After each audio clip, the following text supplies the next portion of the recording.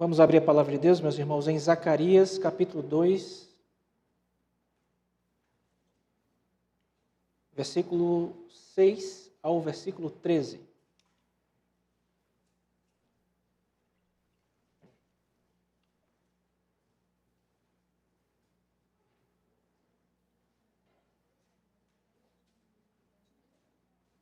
Eu estou usando a Nova Almeida atualizada, então há pequenas diferenças aí, mas não nenhuma dificuldade para vocês acompanharem na Almeida Revista e Atualizada, que é a versão de vocês.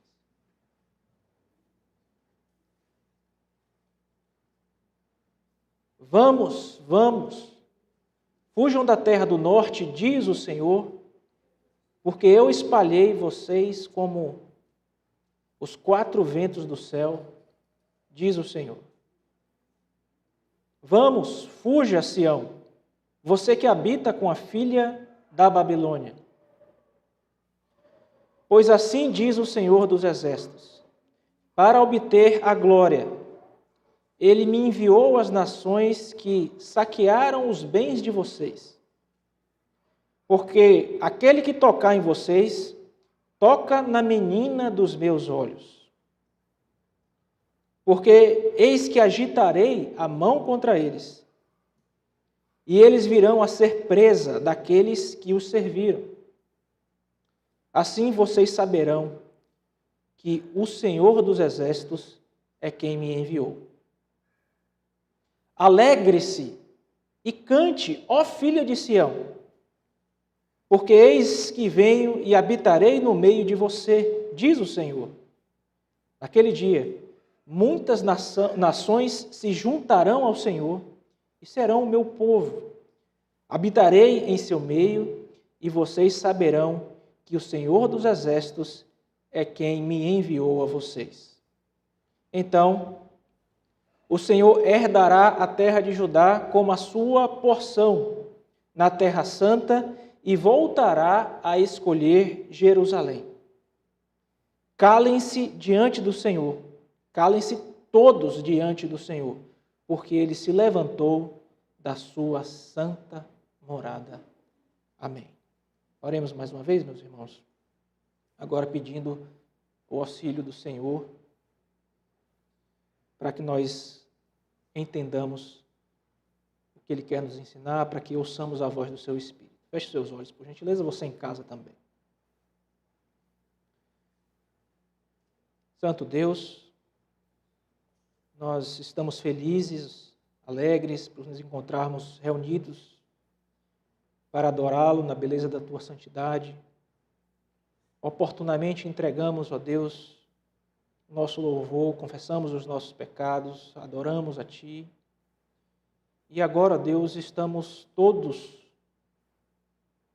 ansiosos para ouvir a voz do Senhor, a voz do Teu Espírito. E humildemente, ó Deus, pedimos que nesta hora o Senhor tome as nossas mentes, corações, a nossa atenção cativas, para que, ó Deus, auxiliados por Ti mesmo, pelo mesmo Espírito que inspirou o autor sagrado a escrever estas linhas, sejamos todos iluminados, ó Deus, no poder do Teu Espírito para compreendê-las e para praticá-las para a glória do Teu santo nome. Abençoa-nos, ó Deus, desta forma. É o nosso pedido, no nome santo e precioso do Senhor Jesus. Amém. Meus irmãos, nós estamos vivendo tempos muito difíceis. E eu tenho certeza que essa é uma realidade para você também. Final de ano chegando, e final de ano sempre é um tempo em que nós nos encontramos com os nossos amigos, com parentes, familiares, é um tempo de festa, é um tempo de celebração. Aqui na igreja, nós já temos algumas dificuldades com relação à nossa comunhão. Estamos privados de muitos momentos preciosos. Não temos como nos reunir mais ao final dos cultos, no nosso saudoso Café Aliança. Não temos podido realizar as nossas reuniões nos lares, nos grupos familiares, o Aliança de Casa em Casa. Talvez você possa estar também frustrado por chegar ao fim do ano e receber tantas limitações e perceber essas limitações. O governador da Bahia, recentemente, disse que não vão haver nenhum tipo de celebração nem aglomeração provinda, organizada pelo governo da Bahia, agora para o final de ano. E esse anseio de podermos nos ver livres dessa questão vem aí tomando conta de nós. Eu pergunto para os irmãos como é que eles estão assim que eles chegam aqui na igreja, e é muito comum ouvir: estamos indo, pastor, a coisa está difícil, a gente está levando como pode, Deus tem nos abençoado, nos feito caminhar. O anseio, irmãos, de que nós possamos nos reunir novamente sem limitações, sem restrições, ele, se Deus quiser, em breve vai passar. Logo, logo nós poderemos estar juntos de forma plena, por exemplo, aqui na igreja, em um momento de culto, com toda a membresia, ou pelo menos com a possibilidade de quem queira estar aqui presente.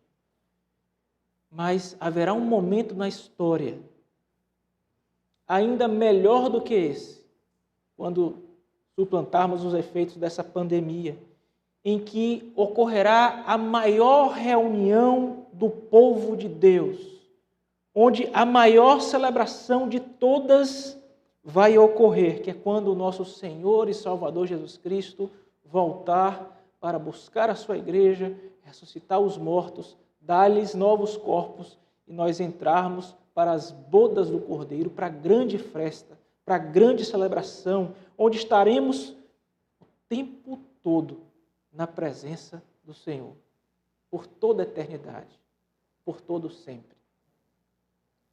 O texto de hoje nos ensina que um percurso precisou ser trilhado para que essa grande reunião que nós tanto anelamos, que nós tanto ansiamos, pudesse acontecer, para que ela fosse viabilizada.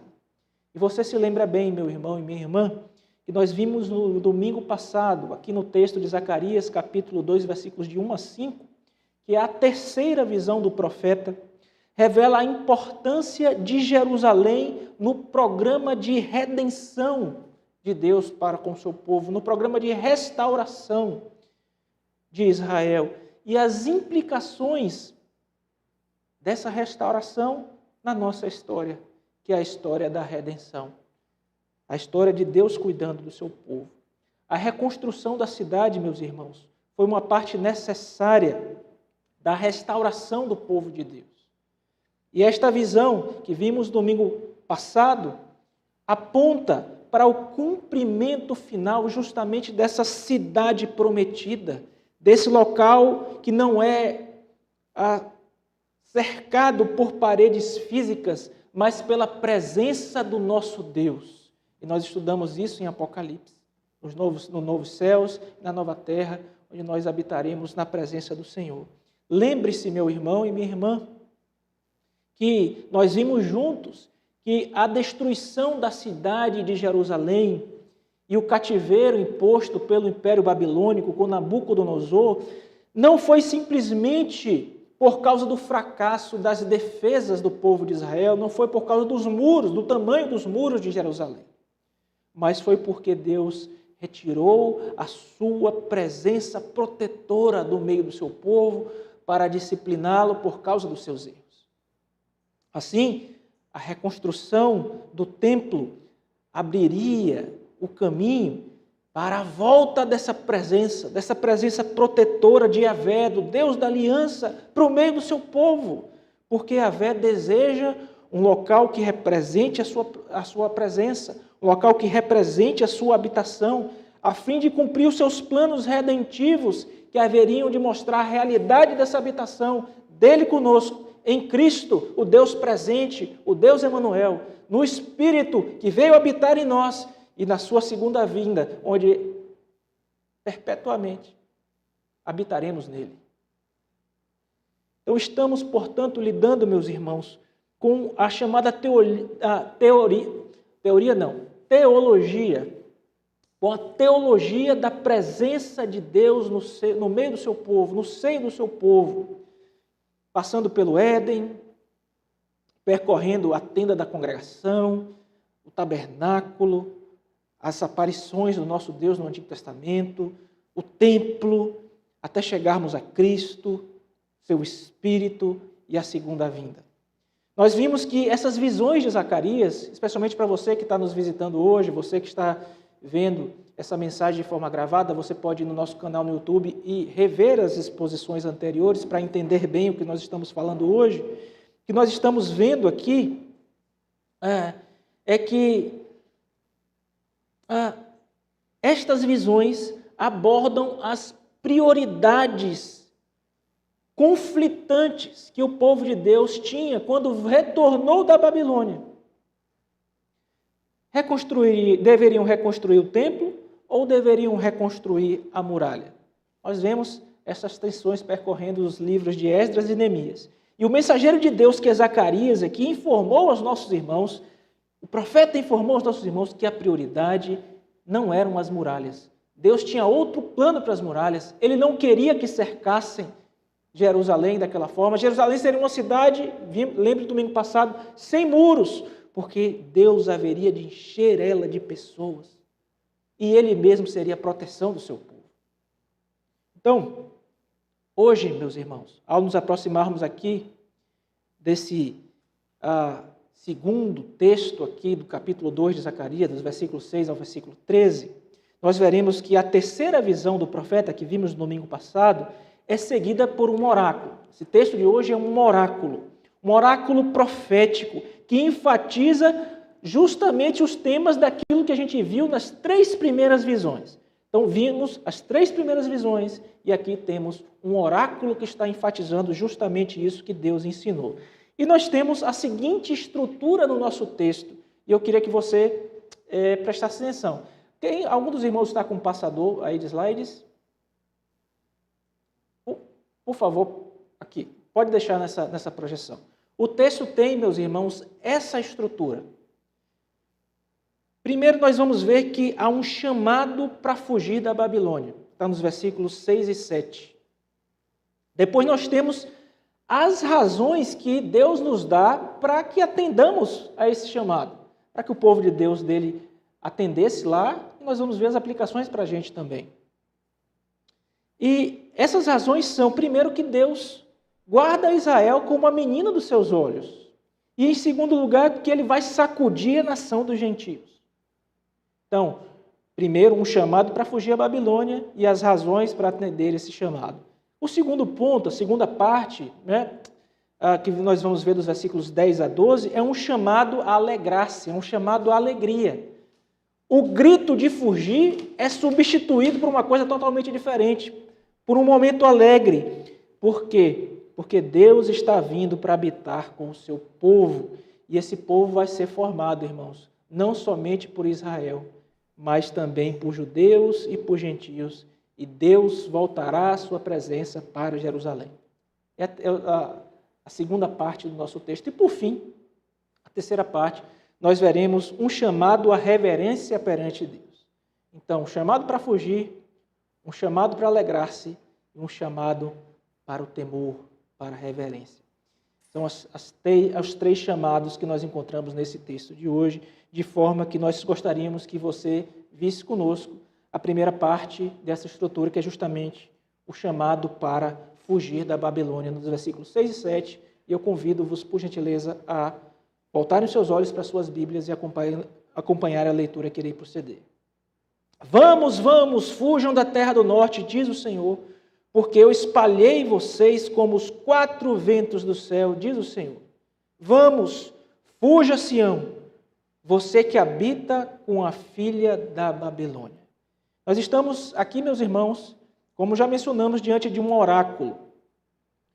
E as palavras traduzidas aqui por vamos, vamos, ou na sua Bíblia aí, na versão Almeida, revista atualizada, que está são bem conhecidas aí naqueles oráculos que são conhecidos aí como oráculos de Ai. Lembra? Ai de ti, ai de ti. Esses oráculos de Ai são revelações do que vai acontecer com o povo, Deus dizendo, contando, por meio de oráculos, aquilo que vai acontecer certamente, às vezes por meio de juízo, no caso dos oráculos de Ai, eram normalmente oráculos de juízo. E se você olhar para o versículo 6 e para o versículo 7, você certamente vai ser conduzido à pergunta: quem está sendo chamado para fugir da terra do norte? O público-alvo desse chamado para fugir, meus irmãos, é você que habita com a filha da Babilônia. É uma referência à comunidade que estava exilada. Alguns já voltaram, alguns se encontravam ainda. O remanescente voltou, mas muitos do povo de Israel ainda se encontravam lá porque não quiseram voltar, porque se acostumaram com a vida de Babilônia, construíram casas, plantaram vinhas e estavam muito tranquilos por lá. Então, o público-alvo aqui é você que habita com a filha da Babilônia. Está se referindo à região, à comunidade do exílio na Mesopotâmia, naquela região da antiga Babilônia. Então, essa expressão, filha da Babilônia, meus irmãos, ela de forma bem simples funciona como um sinônimo para a própria Babilônia. E faz um jogo de palavras muito interessante no nosso texto, dentro da nossa passagem, com a filha de Sião do versículo 10. Dá uma olhada na sua Bíblia aí, por favor, e você vai ver lá no versículo 10 que existe a expressão filha de Sião. E esse jogo aí, Babilônia, Jerusalém ou Sião, é colocado, essas palavras, essas duas cidades são colocadas em justa oposição. E há uma revelação que no final, quando houver esse confronto entre Babilônia e Sião, ou Jerusalém, quem vai ser triunfante, quem vai ser vitorioso é Jerusalém. Veja aqui o tema encorajamento que nós estamos vendo nos últimos sermões. Vimos nas 3 visões, 3 mensagens de encorajamento de Deus ao seu povo, e o encorajamento está aqui de volta, irmãos. O fato dos antigos habitantes de Sião ainda estarem morando em Babilônia é o motivo deles serem chamados para fugir, para escapar. Saiam daí, da terra do norte. Uma imagem muito comum que representa essas terras da Mesopotâmia, neste caso os babilônios, que subjugaram o povo de Judá. Não faça isso agora, para você não se distrair, mas se você for num mapa aí na sua Bíblia, a maioria das Bíblias tem mapas do Antigo Oriente Próximo, você verá que na Babilônia, a região da Babilônia, melhor dizendo, ela não ficava ao norte de Jerusalém. Ela ficava ao leste. Mas o norte era o caminho em que as nações invasoras da Mesopotâmia utilizavam para invadir as nações. Eles vinham pelaquela região, e aí os jovens vão estar com a memória bem fresca, aí os jovens de história, que estudam história, aquela antiga região chamada de Crescente Fértil. E é por isso que o texto está dizendo que era justamente do norte, apesar de Babilônia não ficar no norte de Jerusalém, o norte é por onde ela chegava para invadir. Então, veja aí nestes versículos, irmãos, 6 e 7, que a expressão 4 ventos dos céus faz referência a esses retornos do povo de Deus que havia sido dispersado e que deveria voltar no final dessa era de governo babilônico. A palavra hebraica aqui, espalhar, o povo que foi espalhado, o povo que foi jogado aí para diversas direções, 4 cantos, simbolizando isso, espalhado aí para todos os lugares, ele é chamado a voltar, e a palavra aqui, espalhar, ela faz uma referência ao joeiramento. O que é o joeiramento? O que era isso?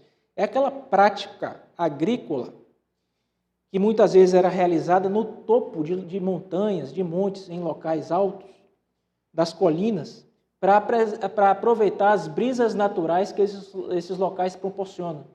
Então, eles estavam ali peneirando o joio e o trigo, e à medida que jogavam aquilo para cima, o joio, que era mais pesado, permanecia, ficava né, ficava ali para eles, enquanto que o trigo, que é mais pesado, ficava para eles, enquanto que o joio era levado pelo vento. Ali então fazendo o joeiramento, jogava para cima, o trigo ficava retido e o vento levava o joio, dispersava o joio. Veja como essa figura é importante para tudo aquilo que nós estamos falando. O trigo ficaria, permaneceria, seria recolhido, estaria presente. Quem é que seria dispersado? O joio. E essa palavra hebraica que tem esse significado está sendo usada aqui, a ideia dos 4 ventos, como falamos agora. E também no sermão anterior, vem das 4 extremidades dos céus e, portanto, uma dispersão total do povo. Pastor, então o que é que está acontecendo aqui? Perceba, meu irmão, que depois de chamar o povo para fugir do cativeiro, aqui nos versículos 6 e 7, Zacarias explica o porquê o povo deve fazer isso. E isso está ecoando as mensagens que nós vimos juntos nas primeiras visões.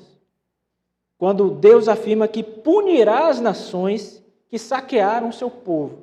E é justamente o momento que a gente vai entrar aqui no segundo, no tópico aqui 1.1 dessa estrutura, que são as razões para a gente deixar a Babilônia, para o povo de Deus deixar a Babilônia. A primeira razão que nós vemos aqui é que Deus guarda Israel como a menina dos seus olhos, e a segunda, que ele vai sacudir as suas mãos contra os gentios. Veja aí os versículos 8 e 9, por favor. Porque assim diz o Senhor dos Exércitos, para obter a glória, ele me enviou às nações que saquearam os bens de vocês. Porque aquele que tocar em vocês, toca na menina dos meus olhos. Porque eis que agitarei a mão contra eles, e eles virão a ser presa daqueles que os serviram. Assim vocês saberão que o Senhor dos Exércitos é quem me enviou.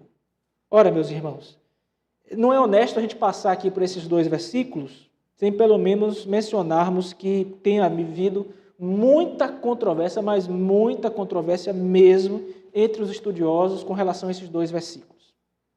E isso se dá devido a arranjos no hebraico que os scholars, que os estudiosos têm tentado fazer, porque realmente há expressões e construções aqui muito difíceis. Nossa tentativa de interpretação aqui visa justamente resolver essas dificuldades e apresentar não as panelas, mas já o resultado da receita pronta dessas discussões teológicas aqui para os irmãos. E para discernir o fluxo desse texto, que é muito difícil, eu queria pedir que você, neste momento, redobrasse um pouco a sua atenção para que você não se confundisse. Veja, que no versículo de número 9, nós devemos começar com isso aqui. O versículo 9 diz assim: assim vocês saberão que o Senhor dos Exércitos é quem me enviou. Note que essa declaração, que é uma declaração muito própria do profeta Isaías, é repetida pelo profeta em outros locais. Como, por exemplo, veja aí, capítulo 4, versículo 9. Diz assim: as mãos de Zorobabel lançaram os alicerces desse templo, e as mãos dele vão terminar a construção, para que vocês saibam que o Senhor dos Exércitos é quem me enviou. Se você for também para o capítulo 6, versículo 15, você vai encontrar assim: aqueles que estão longe virão e ajudarão e edificarão o templo do Senhor, e vocês saberão que o Senhor dos Exércitos me enviou a vocês. Então, essas declarações são declarações feitas por Isaías em sessões de oráculos que estão acopladas às visões que ele está recebendo. Ele está recebendo 8 visões. Nestas visões existem alguns oráculos. Então, nestes oráculos, Isaías está falando algumas vezes desta mesma forma. Assim vocês saberão que o Senhor dos Exércitos é quem me enviou. Em cada uma dessas ocorrências em que Zacarias fala, assim vocês saberão que o Senhor dos Exércitos é quem me enviou, tem uma ação que Deus promete fazer e que estabelecem a legitimidade do ministério profético de Zacarias. É como se Zacarias estivesse fazendo o seguinte: Deus vai fazer tal coisa, e vocês vão ver tal coisa se cumprindo. Assim vocês vão saber que foi Deus que me enviou. Deus vai fazer tal coisa, essa tal coisa vai se cumprir. Assim vocês vão saber que foi Deus quem me enviou. A ação prometida nesses capítulo 4, versículo 9 e no capítulo 6, versículo 15, são a reconstrução do templo. Tá? A gente vai ver isso mais para frente. Em ambos, a referência é a participação aqui de Zorobabel, que a gente vai ver mais para frente também, que tem uma importância importantíssima aqui. Zorobabel, que a gente tem visto desde Ageu, que é aquele membro daquela família sacerdotal que volta ali para ajudar o povo na reconstrução, né? O sumo sacerdote Josué, o governante Zorobabel. Vai ser importante a posição deste homem. E a ação prometida por Deus, aqui neste versículo 9, é a libertação do povo. O profeta está dizendo, vocês vão fugir de lá, vão ter condição de ser libertos de lá, e assim vocês vão ver que Deus é quem me enviou. Então, e no versículo 11, veja que no versículo 11 também da nossa passagem, e a gente não vai explicar isso de novo quando passar no versículo 11, que a gente vai ver daqui a pouco, você vai ver também uma ação prometida, que é a ação do retorno de Deus para o meio do seu povo. Entender isso nos habilita a entender esses difíceis versículos aqui, 8 e 9. Por quê? Porque a gente está vendo que o profeta está usando uma espécie de técnica para demonstrar a importância da palavra profética, lembrando ao povo que ele é um servo enviado com a autoridade de Deus. Assim, ele precisa ser ouvido dessa forma, recebido dessa forma. Isso me lembra um pouco que a gente está estudando na escola dominical, a questão da Vox Dei. O povo está reunido, em culto, a palavra está sendo pregada. Então, Deus está falando de forma especial com o seu povo, para a coletividade do seu povo. Não é o pastor que está falando, é o Espírito Santo quem está falando. É a voz de Deus que está sendo falada por meio de um instrumento falho, como o pastor, como o profeta. Deus é quem fala. Então, se você voltar para a frase inicial aí, do oráculo, nesses versículos, você vai ver que esse versículo 8 tem ali o verbo enviar, que é a chave aqui para o entendimento dele. Há um reforço da posição do profeta como alguém que é enviado por Deus para trazer uma mensagem de julgamento.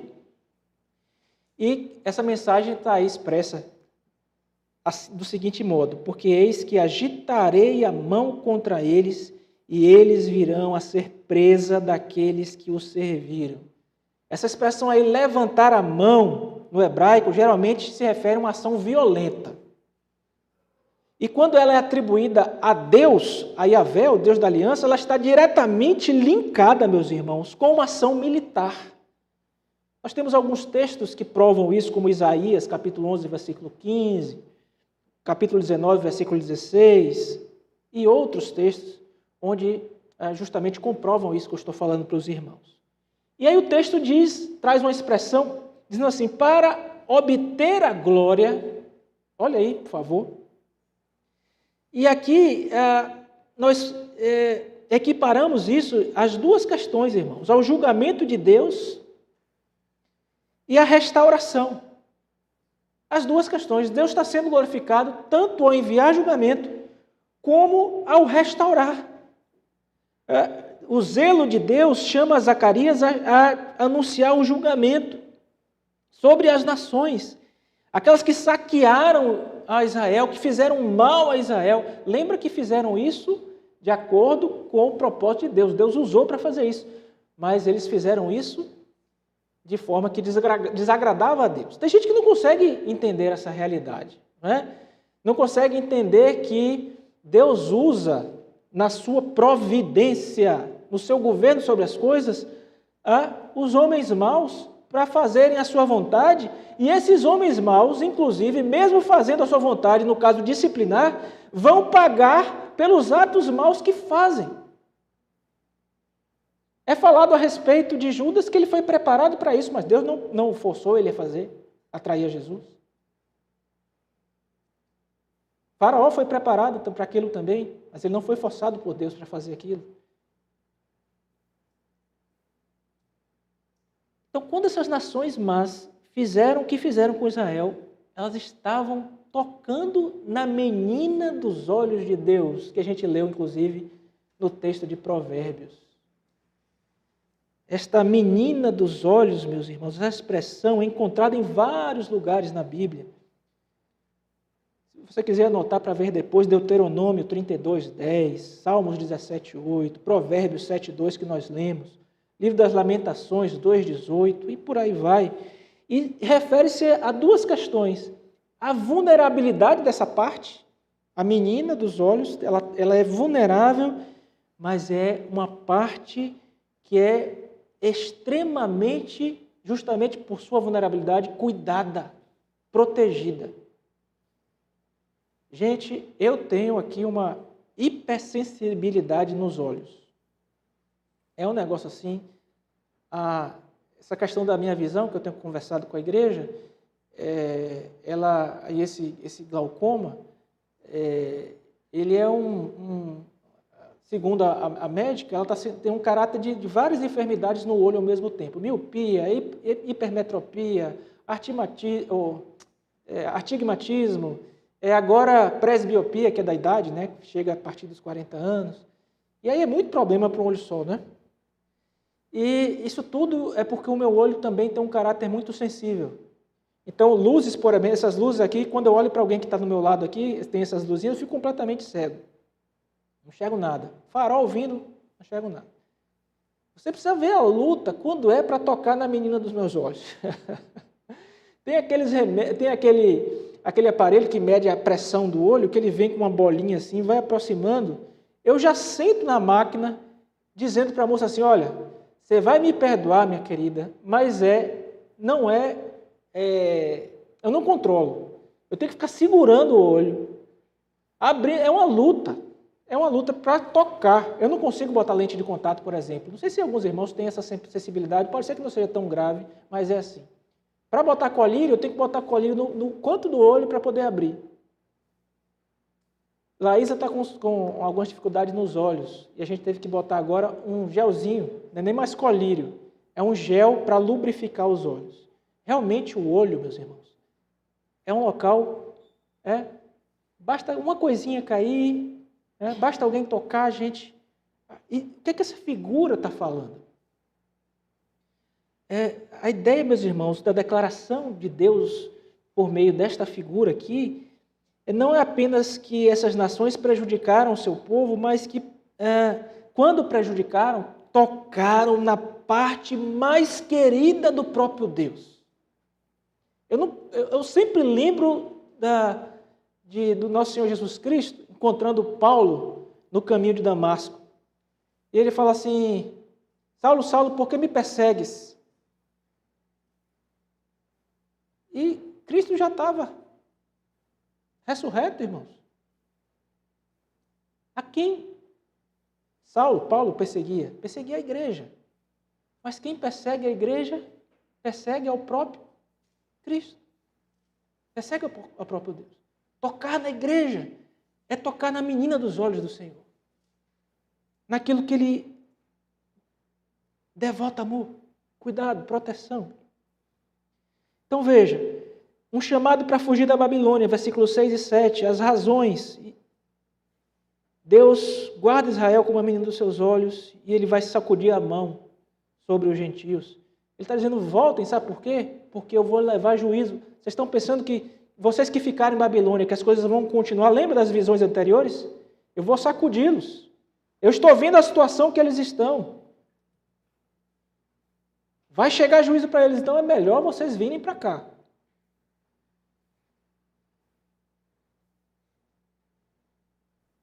E agora a segunda parte, meus irmãos, da nossa mensagem. Um chamado à alegria, versículos 10 a 12. Esse chamado é porque Deus está vindo habitar com o seu povo, no meio do seu povo, um povo que vai ser formado tanto por judeus como por gentios, e essa habitação será em Jerusalém. Veja aí versículos 10 a 12, por gentileza. Alegre-se e cante, ó filha de Sião, porque eis que venho e habitarei no meio de você, diz o Senhor, Yahvé, né, Senhor dos Exércitos, sempre evocado aqui no livro do profeta Zacarias. Naquele dia, lembre-se que Zacarias Deus recorda, Deus se lembra da sua aliança. Toda vez que a gente ler o nome, devemos recordar isso. Então, naquele dia, diz o versículo 11, muitas nações se juntarão a Yahvé, o Deus da aliança, e serão o meu povo. Habitarei em seu meio, e vocês saberão que o Senhor dos Exércitos é quem me enviou a vocês.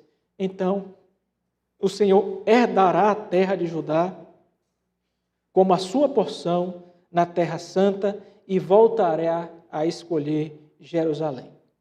Meus irmãos, essa segunda seção do nosso texto, a segunda parte, abre um novo conjunto aqui de imperativos. Se alegre, cante, fique feliz. Veja que o humor muda de um grito para escapar do perigo, nos versículos 6 a 9, agora para um exuberante chamado para alegrar-se, para regozijar-se, para festejar. Então, essa sessão, portanto, meus irmãos, representa aqui a resposta apropriada a uma comunidade que foi liberta. Gente, como isso é importante. O povo de Deus se portando de forma triste, enfadonha e uma tristeza. Não, a resposta apropriada à comunidade que recebeu a liberdade dada por Deus é a alegria, é o regozijo, é a felicidade. Lembra, meus irmãos, que nós mencionamos um jogo de palavras, filha da Babilônia. Agora estamos vendo aqui filha de Sião. Nós não sabemos exatamente quando, mas temos boa indicação bíblica que a cidade de Jerusalém passou a ser chamada de Sião no tempo do Antigo Testamento, antes da conquista de Davi. Essa conquista está narrada lá no segundo livro de Samuel. E chamar Jerusalém assim é adotar aquele nome anterior e chamar a Jerusalém de Sião está diretamente ligada à questão da presença de Deus.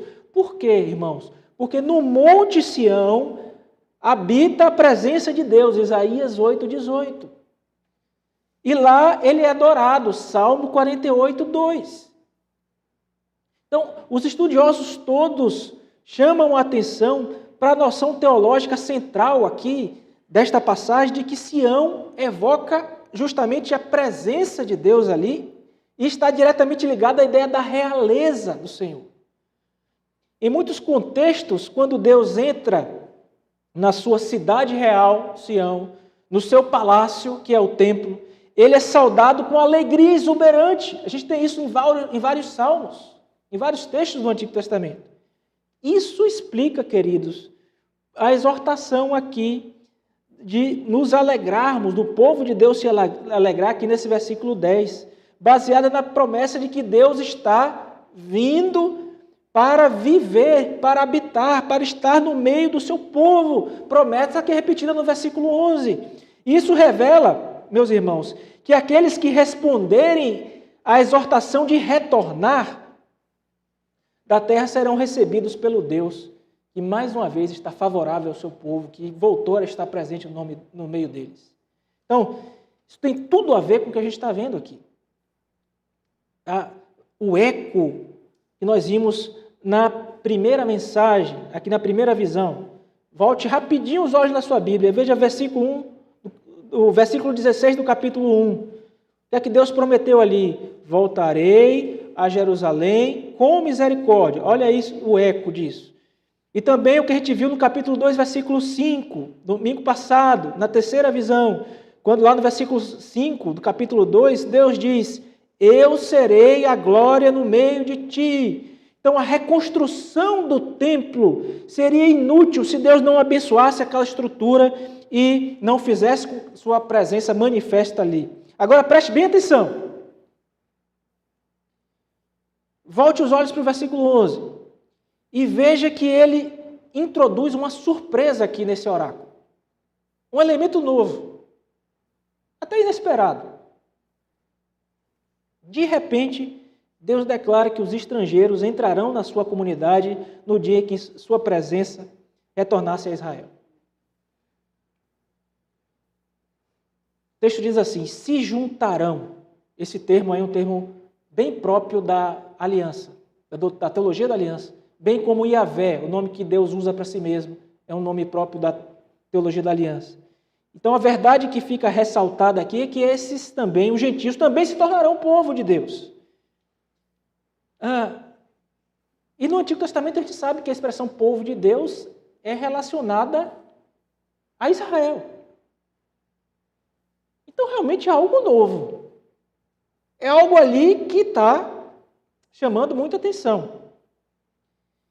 E essa referência aos estrangeiros entrando na comunidade do pacto, juntamente com a afirmação da presença de Deus, conecta este oráculo aqui, a terceira visão que a gente viu no domingo passado, quando justamente o jovem vai ser proibido de medir a cidade para reconstruir um muro.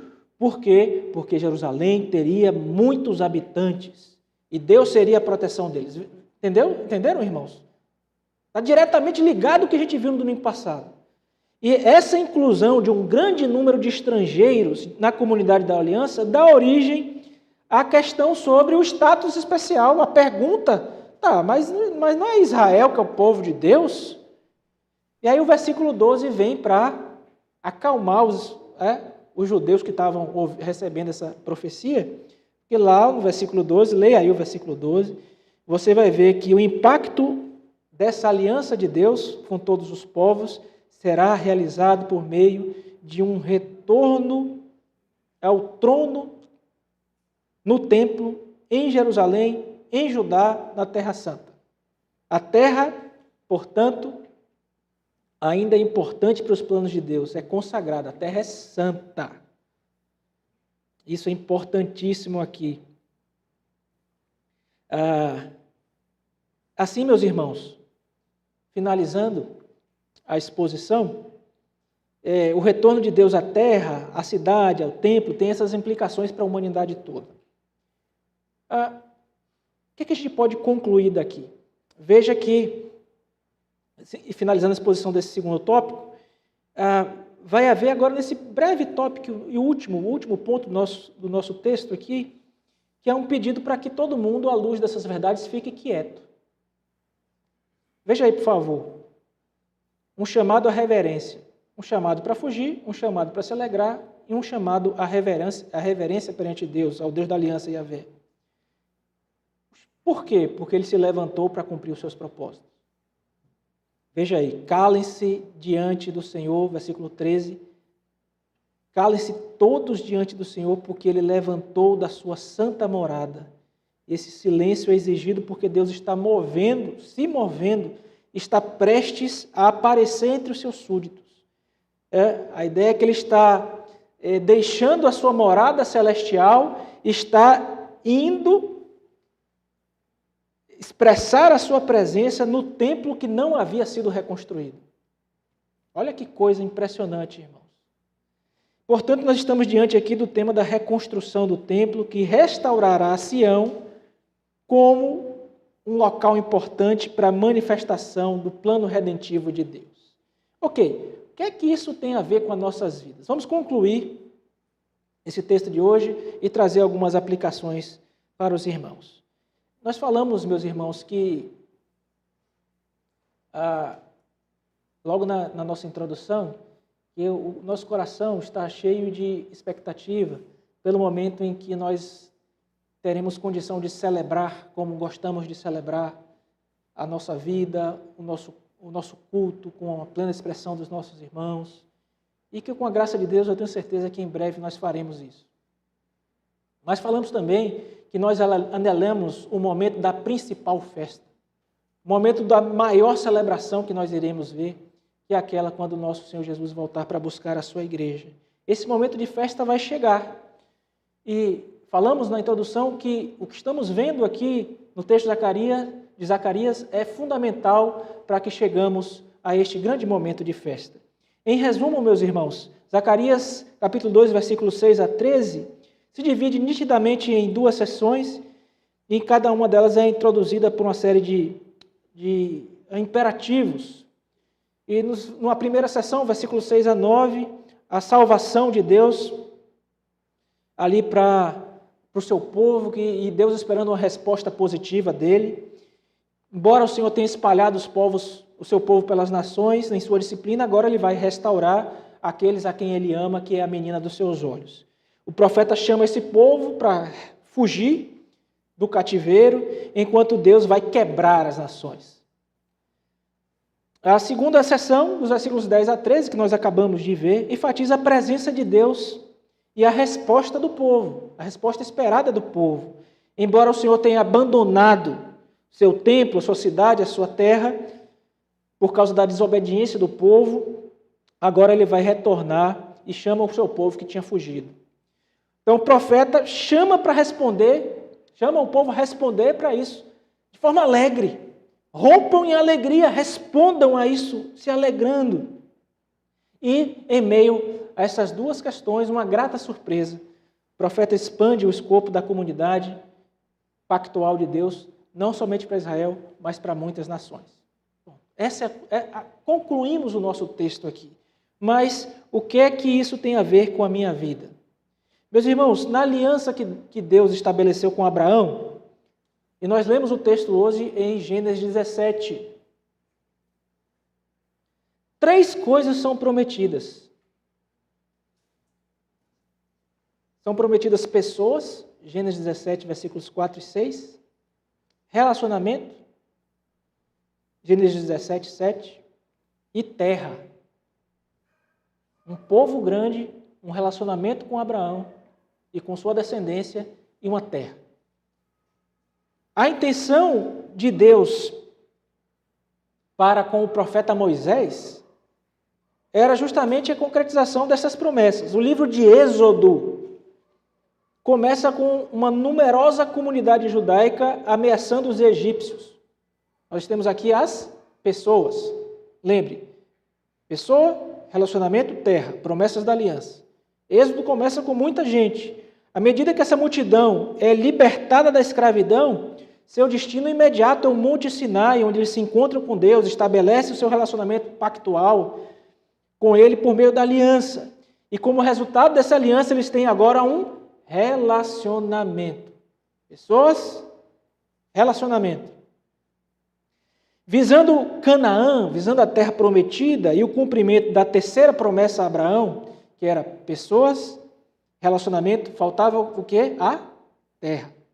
Então, visando isso, o povo e seu líder se extraviaram e são forçados a vagar pelo deserto por 40 anos, o livro de Números. E cabe a Josué, não a Moisés, finalmente atacar Canaã e realizar a promessa final da terra. Então estava ali, pessoas, relacionamento e terra. Veja, esses eventos redentores estão na base da fé do Antigo Testamento. Pessoas, relacionamento e terra. No exílio, tudo isso aí correu perigo. A violação da aliança, quando o povo descumpriu a aliança, rompeu com a parte principal, que é o quê? Relacionamento com Deus. Quebrou a aliança, quebrou o relacionamento. Deus poderia matar a todos, a pena da quebra da aliança, mas Deus não fez isso. Continuou sendo misericordioso e reservando para si um toco, um remanescente fiel. O golpe final aqui, meus irmãos, é retratado em Ezequiel, no livro do profeta Ezequiel, quando a glória de Deus, que representa a sua presença, abandona a terra, o templo. Você vai ver isso em Ezequiel no capítulo 10. Então, quando o relacionamento foi rompido, o que aconteceu? O povo perdeu a terra e o povo foi disperso, as pessoas foram dispersas. Sem Deus ao seu lado, as promessas de terra e pessoas logo se inverteram. A terra entregue aos inimigos que subjugaram eles e levaram muitas pessoas para o exílio. E é justamente nesse contexto teológico que se dá a insistência do profeta em uma fuga da Babilônia para voltar para a terra. E que isso é justificado.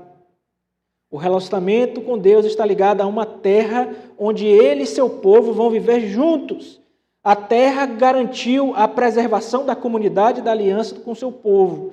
E na segunda vinda, meus irmãos, não será diferente. Pessoas, agora de todas as nações, povos, línguas, os gentios sendo salvos, judeus também sendo salvos. Um relacionamento, o mesmo Deus, a mesma aliança, e uma terra, novos céus e a nova terra. Então, que aplicações trazemos com isso? Primeiro, que os estrangeiros encontraram um lar. Os diferentes, os alheios. Não é apenas aquele amor que temos, que Deus tem por a nação de Israel, aquele amor que Deus nutre por aquele povo que foi separado para ser o sacerdote, para conduzir as demais nações à presença de Deus. Mas todos, inclusive os gentios, inclusive nós.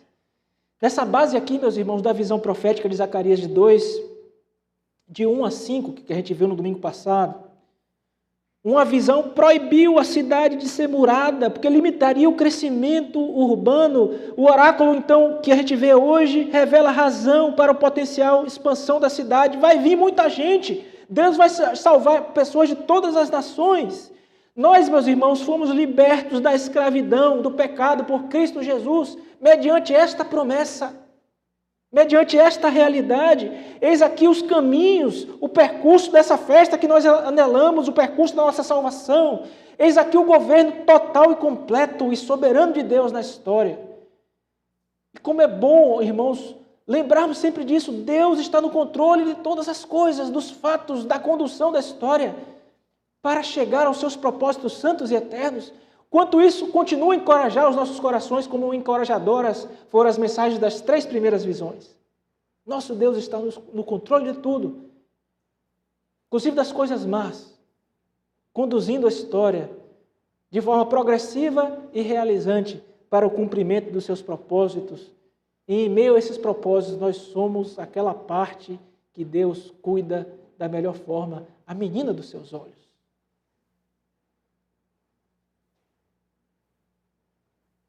Eu já vi gente pregando sobre isso, falando assim, meu irmão, olhe para o seu irmão aí do lado e fale, você é a menina dos olhos de Deus. Ô irmãos, eu não preciso mandar ninguém aí do seu lado te falar. É Deus mesmo quem está falando em sua palavra. Você é a menina dos olhos de Deus.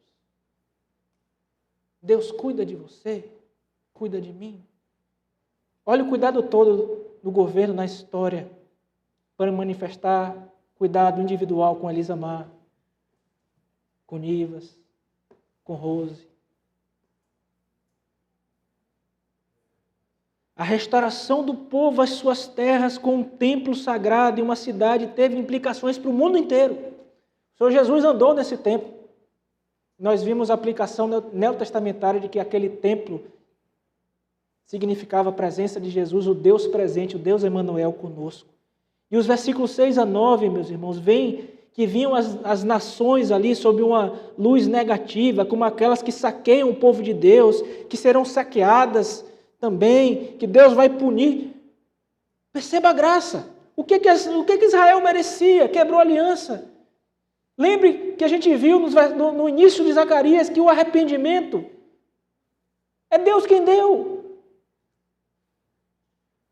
Agora, as nações estrangeiras que mereciam a punição, o que é que Deus está fazendo com ela? Destruindo todas? Não, até mesmo no meio delas. Salvando pessoas. Por meio do seu Filho. O foco aqui, meus irmãos, é responder a Deus. Como é que a gente responde a Deus diante disso tudo? Não tem como não ser de forma, irmãos, de outra forma senão em alegria e em serviço. O povo está sendo chamado para alegria, por quê? Lembra? O que é que eu estou fazendo com vocês? Lembre que eu sou fiel à aliança, como eu guardo vocês. Lembre de onde eu tirei vocês. Alegrem-se pelo que eu tenho feito com vocês. Alegrem-se porque eu estou no meio de vocês, porque minha presença está com vocês. Então vocês devem fazer o quê? Reconstruir e se alegrar. Vamos aplicar para a gente aqui, Igreja Presbiteriana Aliança? Servir. de forma alegre. Servir o reino, dedicar sua vida a Deus, ao serviço da igreja. E fazer isso com coragem, que é a mensagem dos 3 primeiros oráculos. A gente fica com medo de fazer tantas coisas, irmão. Não vou fazer, não sabemos como é a resposta. A igreja fica assim, né? Meu irmão, no que se relaciona ao Evangelho, repito a mesma aplicação do domingo passado. Temos que ser corajosos. Deus é o Deus do recurso. É Deus quem manda o recurso, as pessoas, os planos. E ele diz, o meu evangelho é vitorioso, eu estou com vocês até a consumação dos séculos. E aí, com a luz dessa verdade, o que é que vocês vão fazer? É porque aqui Senhor, a gente tem medo. Não sabe, né? Ou então, Senhor, a gente está preocupado, a gente está cansado. Não, irmãos, Deus está chamando o seu povo ao encorajamento, à alegria. E é interessante que esse encorajamento, essa alegria, essa festa, essa celebração, ela é reverente. Deus está levantando para cumprir os seus propósitos. E toda a terra é chamada a se calar diante da sua presença. Tem gente que não consegue fazer uma junção de alegria com reverência. Pensa que, por exemplo, vem para uma igreja e nós aqui não batemos palmas e não fazemos, sei lá, e que não estamos alegres. Se bem que muitas vezes a gente canta como se não estivesse alegre, irmãos. Não deve ser assim. Se alegre, filha de Sião. Não faça como os filhos da Babilônia. A gente tem a razão da verdadeira alegria. John Piper tem um livro chamado Alegrem-se os Povos. Para mim, é a melhor obra dele. Ele vai falar de missões nesse livro. Ele vai falar de como Deus graciosamente diz que os povos podem se alegrar porque chegou a eles também a salvação do Senhor, a salvação de Deus. E nós, meus irmãos, temos muitas razões para nos alegrar. Por fim, não poderia deixar de mencionar que esse texto também, mais uma vez, escancaradamente demonstra Cristo, além de tudo que nós falamos. Lembra da entrada triunfal de Cristo entrando em Jerusalém, recebido como rei, e as pessoas ali alegrando-se. Lembra do capítulo 1 de João também, quando nós lemos o seguinte: no princípio era o Verbo, e o Verbo estava com Deus, e o Verbo era Deus. Ele estava no princípio com Deus, todas as coisas foram feitas por ele, e sem ele, nada do que foi feito se fez. A vida estava nele, e a vida era a luz dos homens. A luz resplandece nas trevas, e as trevas não prevaleceram contra ela. Houve um homem enviado por Deus, cujo nome era João, e ele veio como testemunha para testificar a respeito da luz, para que todos viessem a crer por meio dele. Ele não era luz, mas veio dar testemunho da luz, a verdadeira luz que, vinda ao mundo, ilumina toda a humanidade. O Verbo estava no mundo, o mundo foi feito por ele. Olha o Deus no meio do seu povo. O mundo foi feito por ele, mas o mundo não o conheceu. Veio para o que era o seu. Olha os judeus. E os seus não o receberam. Mas a todos quantos o receberam, deu-lhes o poder de serem feitos filhos de Deus, a saber, os que creem no seu nome. Aleluia, meus irmãos. A mim e a você. Que essa realidade encha o seu coração de alegria, de serviço e de temor ao Senhor. Amém.